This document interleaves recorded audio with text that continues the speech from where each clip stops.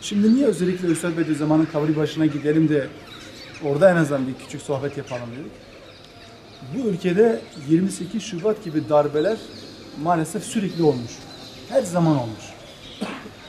Mesela şöyle bir enteresan durum düşünelim. Hani dedik ya 28 Şubat bitti zannediyoruz fakat halen bu ülkedeki Müslümanlar 28 Şubat halen yaşıyor. Şimdi şöyle bir enteresan örnek vereyim. Üstad Bediüzzaman kendisi, hatırlarsanız hani İngiltere'nin sömürge bakanı çıkıp demişti ya mecliste, kendi İngiltere'nin meclisinde demişti, siz Müslümanlara gerçek anlamda hakim olmak istiyorsanız iki şey yapabilirsiniz. Ya Kur'an'ı yok edeceksiniz, ortadan kaldıracaksınız ki bu mümkün değil demişti. O zaman ikinci şey yapacaksınız. Ne yapacaksınız? Kur'an-ı Kerim'i Müslümanların kalbinden, gönlünden alacaksınız, sökeceksiniz. Kur'an onların yanında olacak, duvarlarında asılı olacak ama akıllarında, kalplerinde Kur'an olmayacak. Onlar Müslüman olduğunu zannedecekler ama İslam'dan çok uzak bir hayat yaşayacaklar. Bütün plan, program ve stratejileri onun üzerine kuruldu. Yıllarca İslam'la bu şekilde mücadele ettiler. İşte o İngiltere Meclisi'nde o sözü söyleyen Gladstone, yani sömürge bakanı, İslam ülkelerini sömüren bakan, adamın görevi bu, sömürge bakanı. Bu sözü söyleyince Üstad Bediüzzaman da onun o sözünü gazetede okuyor. O zaman Van'da, Tahir Paşa konağında kalıyor. O sözü görünce Üstad Bediüzzaman da kalkıp o meşhur sözünü söylüyor. Diyor o zaman ben de Kur'an-ı Kerim'in sönmez ve söndürülemez bir güneş olduğunu, bütün dünyaya bunu ispatlayacağım diyor. Ve Üstad Bediüzzaman çok müthiş bir, tabiri caizse aydınlanma hareketi başlatıyor. Bir iyilik hareketi başlatıyor ve bir uyanış hareketi başlatıyor. Gençleri, insanları İslam'a davet etmek için diyor ki madem eğer gavurlar bu halkı İslam'dan uzaklaştırmak için bir mücadele verecekse o zaman biz de bu halkı İslam'a daha çok yaklaştırmak için bir mücadele içerisine girelim diyor ve orada mücadelesine başlıyor. Risale-i Nur külliyatını yazmaya başlıyor. Risale-i Nur'u yazıyor.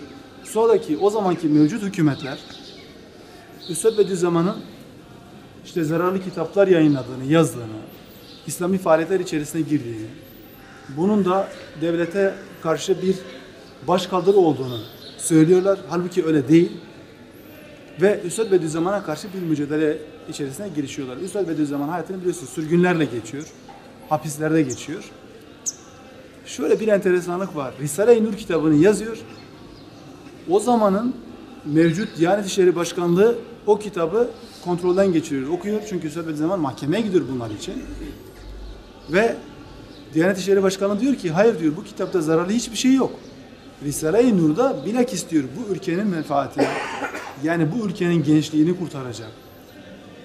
Bu ülkedeki gençleri imana davet eden, iman hakikatlerini anlatıyor.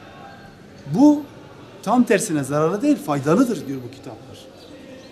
Bu kararı veriyor ve bunu mahkemeye gönderiyor. Buna rağmen mahkeme Üstad Bediüzzaman'a yine ceza veriyor.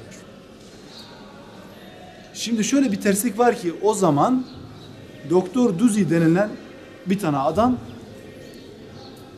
insanları küfre davet ediyor. İslam'dan uzaklaştırmak için. Dinsizliği yaymak için kitap yayınlıyor. O kitaplar o zaman Türkiye'de serbest yayınlanabiliyor ve satılabiliyor.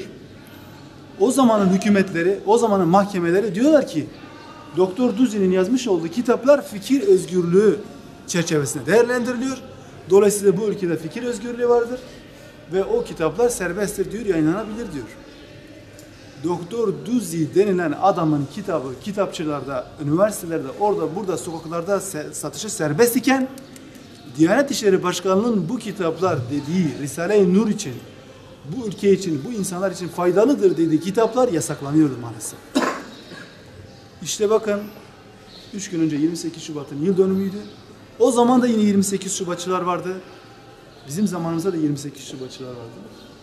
Bu ülkedeki insanlar eğer gerçekten 15 Temmuz'da dik durduğu gibi yine dik durmazlarsa biz yine 28 Şubatları yaşarız.